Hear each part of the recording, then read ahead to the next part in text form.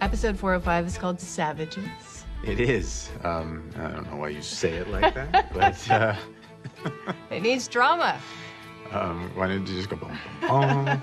I think it's one of those titles where you have to ask yourself, you know, because in the colonies, the white colonists would call the Native Americans savages. The savages come to show that my land is theirs! The question is who's really being the savages here. As the story unfolds, you find out that Mr. Mueller is probably the true savage in this story. And this was a unique way to also show what the relations were like at this time between the Native Americans and the settlers. And also what the settlers, what their view of the Native Americans and their rituals and everything else meant, and the kind of misunderstandings that happened there.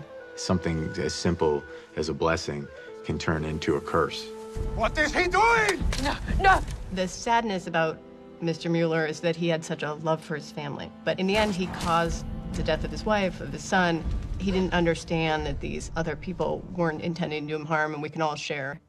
We love Duncan Lacroix, who plays Murtaugh, and felt that it was kind of a waste that he would die and then we wouldn't see him again, and felt that we wanted to keep him alive. Yeah. Well, last time we saw Murtaugh was at Ardsmuir when he was separated from Jamie.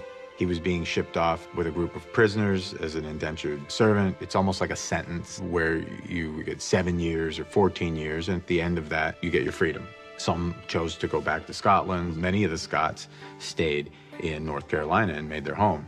And that's obviously what Murtaugh decided to do. He becomes a smith of all trades, blacksmith, silversmith, coppersmith. You know, Murtaugh, he's Renaissance man. He is. Yeah. Blacksmith! Murtaugh, thank the Lord. Also, we built up more of a bond with Claire in the television series, much more than it was in the book, and even more of a bond with Jamie. Once we just made that decision, then you start looking into the future, and we instantly kind of saw him coming back season 4 and giving him a storyline in the sense that, hey, if he's one of the regulators... Tonight, we drink to the tax collectors. You always want to introduce conflict at some point.